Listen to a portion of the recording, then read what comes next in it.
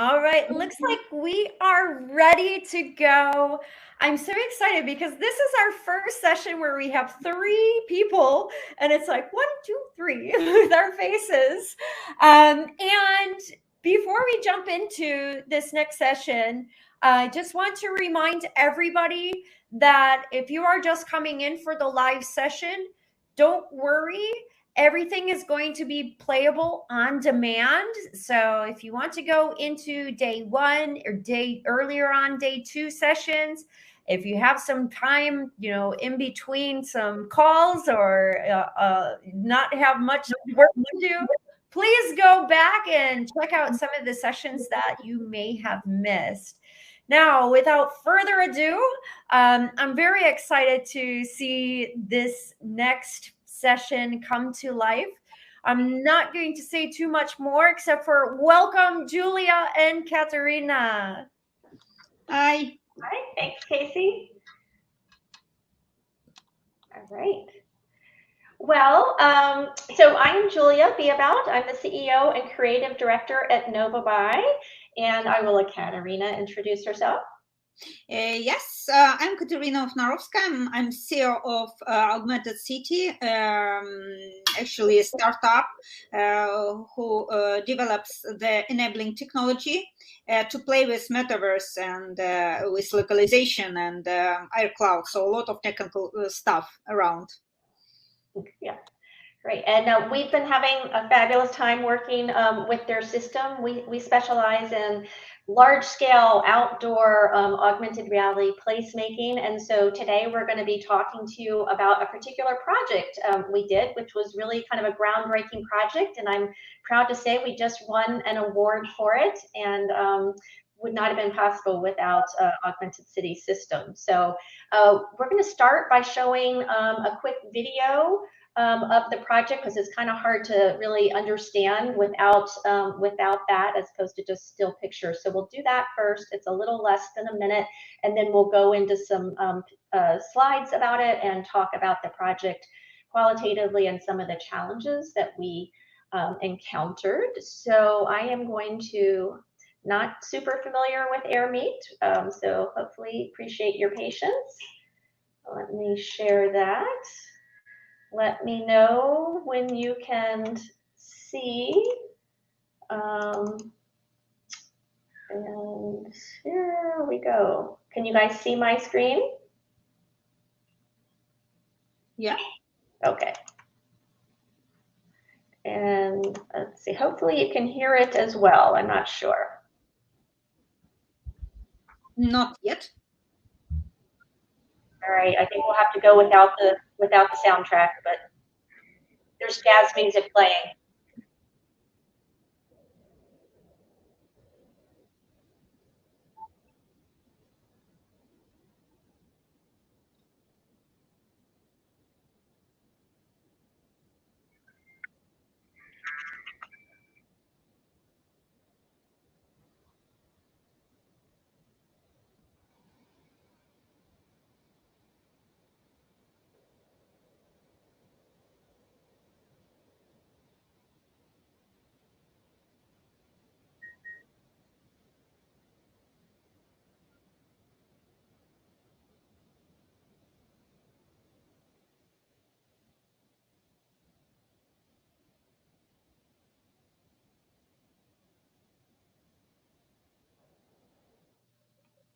Okay.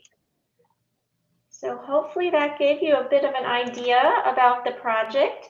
So now I'm going to move over to some slides to talk about some of the specifics of what you were seeing and a little bit of background on the project. So I'm just going to ask, can you hear me okay, Katerina?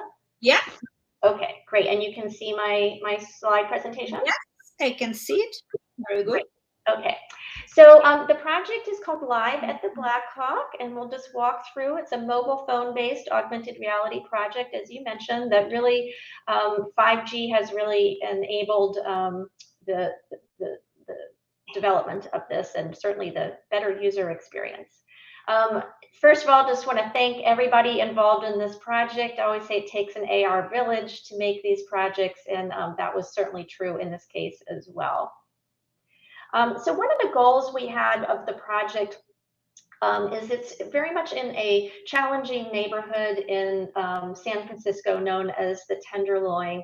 And people it's very maligned neighborhood and very out of touch with actually the positive elements of the neighborhood. And so what we were really, the goal of the project was kind of to move people from this microcosm of phone AR to really connecting them with their physical environment and understanding their community better and helping to build relationships. One of the great things about the Tenderloin is it has this rich, amazing innovative history. A lot of that innovation was around music. One of the most famous jazz bands of all time, Dave Brubeck's band, used to appear at the Blackhawk Jazz Club, which was located in this neighborhood at the corner of Turk and Hide. But today that spot is occupied by a parking lot that you can see here. It's also populated by many people that have many of the social challenges, substance abuse, homelessness, mental illness challenges that we see on our streets today. And so that's just something we wanted to kind of rehabilitate or draw new energy to this as well, this corner. But with what we ultimately decided to do was locate this in the neighborhood park, which provided a much safer location in terms of away from traffic and much more accessibility to the neighborhood. This is a real beloved park that had gone through a renovation. And so it also had this great green that was accessible to people of all abilities. And so we decided to locate it here. You can just see some other views, and here you can see the Blackhawk in the phone view there. So a couple of things that were maybe difficult to pick up in the video are that the billboards that used to populate the outside of the real Blackhawk were actually repurposed to be art gallery space. We worked with local youths to create at the Boys and Girls Club in the Tenderloin to create these artworks for it. And these were based on stories that they wanted to tell about their neighborhood. And then you can tap on these billboards and you'll get additional audiovisual content that you can see here on the right. So there'll be a narrated audio story that tells you about that artwork and the story, neighborhood story that's behind it and the neighborhood history.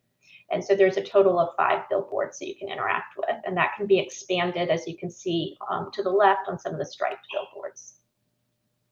The other things this project incorporated, and we really wanted to be very inclusive and involve the community as much as possible and have them be part of the creation process.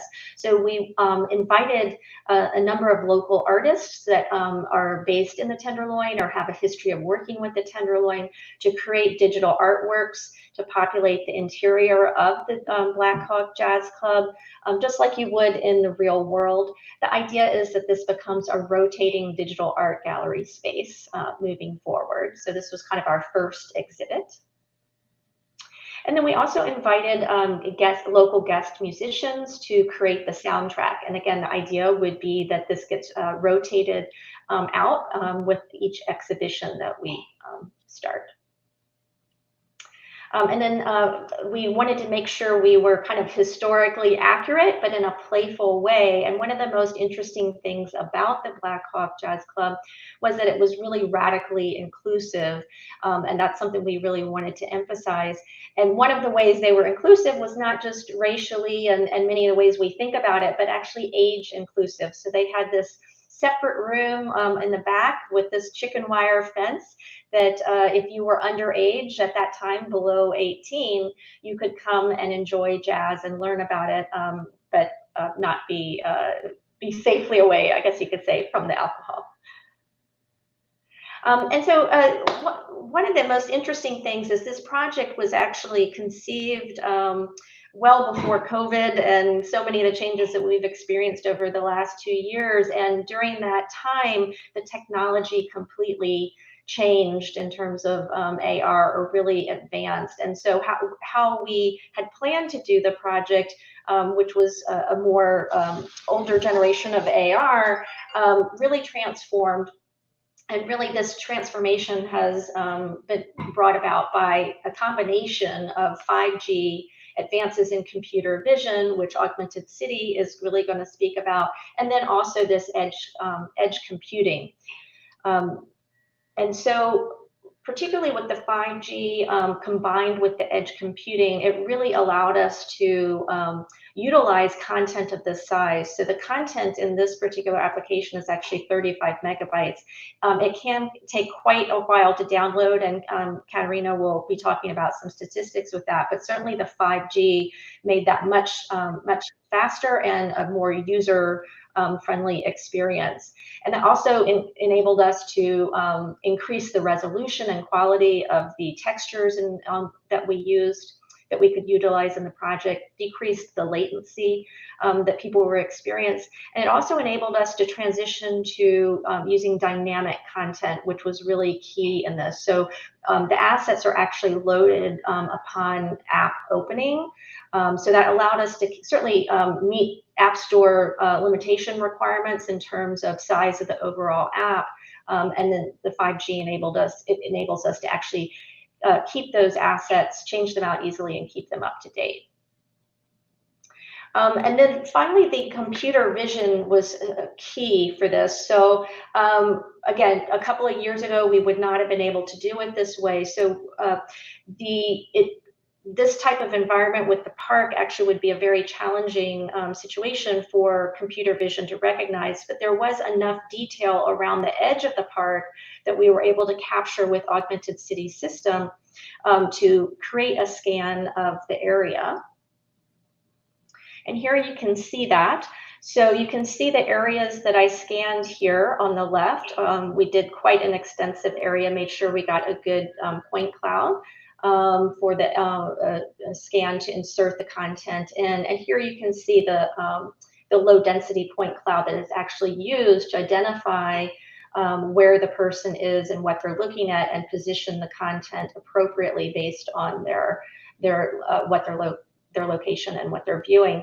Certainly the 5G really facilitates this rapid localization and this frequency of it as well. So with that, I will let Katerina take over from here. Katerina, would you like me to continue to manage the slides for you? Yes, please. Okay. Just not to change the horses on the crossroad. So, let's look behind the curtains of our technical part, let's say. So for us, to be honest, this project was quite of challenge. And I will explain why. Usually we do the following. We do 3 steps with our technology. So first of all, we scan the space with our application. So a user just have to download the app and just scan any space he wants. So it could be indoor, it could be outdoor, but for outdoor, maybe it's even better because you can just scan map kilometers, and it's quite fast, it's quite easy. Then you create, let's say, a point of cloud of your space, like a street or a square or whatever, and then you play with content. But it was not only a case of this project, and I will explain why. Because usually what we do navigation with AR, or we put some kind of content on the buildings, on the squares, or whatever. Here in this case, we had to put the content inside the model. So we had to do navigation not in a space, in a real space, but inside the 3D model. So could you please move to the next slide with maybe some kind of challenges? Yeah, here we are. So what kind of challenges we faced? First of all, you know that the hunger is getting bigger when you start to eat, let's say. So all the time you like to make some additional functionality, some additional small thing. So to make it better, to make it more interactive. So, and actually what we had at the end of the day, we had a very big sized 3D model with a lot of textures, and it was like 140 megabyte model. So we had to be very careful with our app at the end, so just to install it in the application. Then we had to add a lot of different let's say interaction details. So for example, to interact with billboards, to interact with instruments, to navigate inside the model. Well, maybe it looks quite easy to do, but it's not. And of course, this model should be fixed in a space, so it shouldn't like float from one place to another. We needed to fix it to using our geo pose or localization, and not to keep waiting our end users to download this model. So maybe we could just move to another slide. This one, or go back here? Just a second. Oops. I think there's some lag. So. Oh, yeah, I have some lag. Well, actually, what we resolved. First of all, we played a lot with different audio effects, because the end user shouldn't see the difference between passes. So the end user just have to view in quite user-friendly way every detail. So if I put my phone to let's say one billboard, I would like to scroll and see different content. If I look at another one, I interact with another one billboard, just to see and maybe to hear different sound effects. So then when we had to upload to the market our, let's say, application, we found out that it was quite big. So the site was quite big, and we couldn't, for example, pass the control of Android platform. So then we just did a step back, and let's say we reduced all textures and sizes. We optimized everything to embed it, let's say, in an optimized way. Then just to play with light. So I suppose that we can improve it, because if you look at the picture, at the slide, you will see that we don't have a shadow. So still we cannot play in air with shadows and real shadows. So if we have a sun from one side, our museum will show another shadow. So it means that still, for our brains, it's still artificial picture. And as we are all, let's say, animals inside, I mean, we have instincts. Our brain doesn't recognize in a good way such kind of picture. So our next step will be to play better with lightning, with shadows. And we hope that 5G traffic will help us with it, because we need it.